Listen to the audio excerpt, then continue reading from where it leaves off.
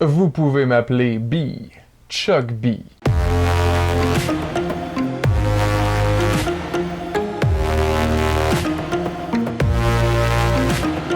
Bonjour et bienvenue à Chuck B Critique. Aujourd'hui, je vous donne mon avis sur le 25e film de la franchise James Bond, intitulé Mourir peut attendre, version française de No Time to Die.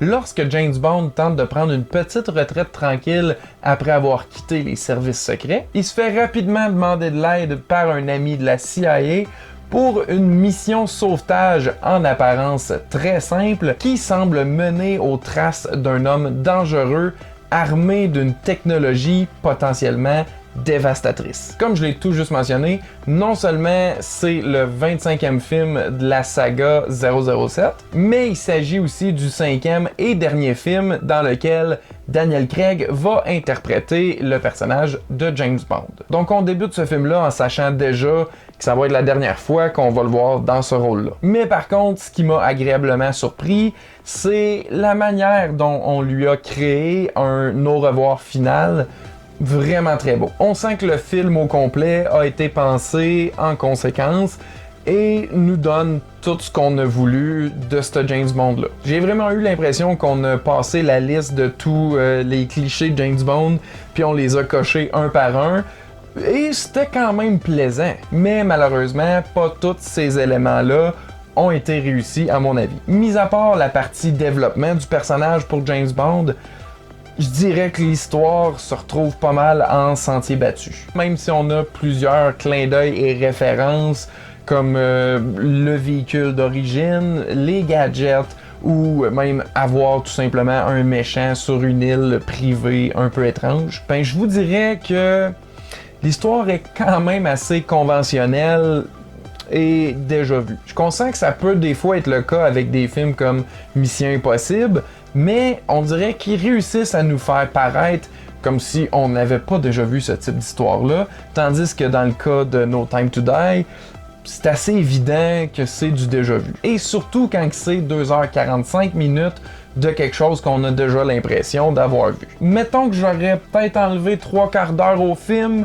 puis ça aurait été un petit peu plus efficace à mon avis. Parce que dans le film, il y a plusieurs moments où j'attendais patiemment la prochaine scène d'action et c'était long. D'autant plus que les scènes d'action, elles, sont vraiment tournées de manière impressionnante et très efficace. On comprend tout ce qui se passe et on en est ébloui. Ça, je dois donner ça au dernier James Bond.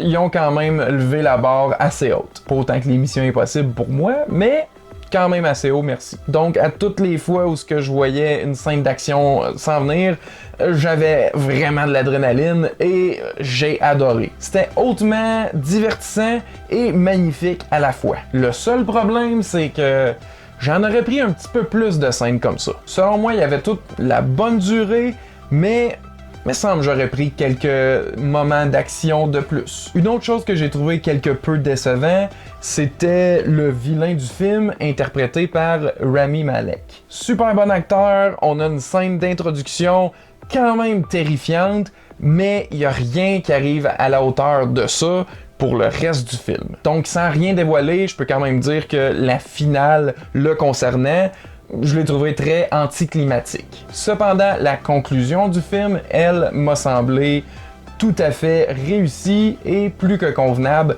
comme dernière mission de James Bond. Mais même nonobstant ça, moi je trouve que c'est un très bon film qui vaut entièrement la peine d'être vu sur le plus grand écran possible. Ce qui est un résultat assez impressionnant lorsqu'on regarde la filmographie du cinéaste qui a réalisé le film, qui est vraiment de qualité, il n'y a aucun doute là-dessus, mais pas nécessairement dans le genre de l'action.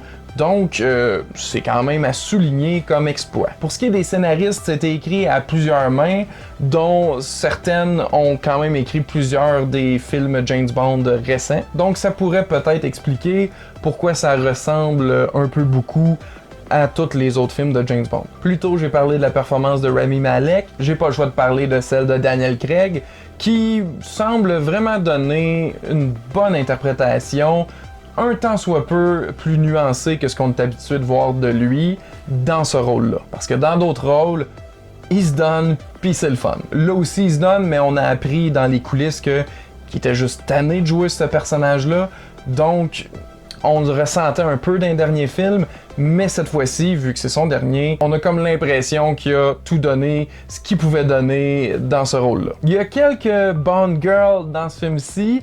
J'ai particulièrement apprécié celle interprétée par Ana de Armas. Elle a été un gros coup de cœur du film pour moi, et j'espère qu'on va la revoir dans cet univers-là prochainement. Et parlant de personnages qui risquent de revenir dans d'autres films de la franchise, il y en a un nouveau en particulier, interprété par Lashana Lynch, que j'ai bien aimé, mais comment dire, j'ai bien hâte de voir ultérieurement. L'aperçu qu'on en a eu m'a donné pleinement confiance en ses compétences et son potentiel, et on verra bien pour la suite. Mais pour l'instant, le film qu'on a eu, malgré ses défauts assez apparents, reste quand même un total divertissement qui vaut définitivement le détour, surtout si on peut le voir au cinéma. Quoique l'écouter à la maison permettrait peut-être de peser sur pause ou d'avancer des bouts de plate, mais si vous n'êtes pas effrayé par cette durée-là, allez voir ça en salle, je pense pas que vous allez le regretter. Maintenant, j'aimerais bien savoir qu'est-ce que vous en avez pensé si vous l'avez vu. Sinon, quel est votre film préféré de toute la franchise? Dites-moi ça dans les commentaires ci-dessous. Et donc, je vous dis un gros merci à tous et à la prochaine!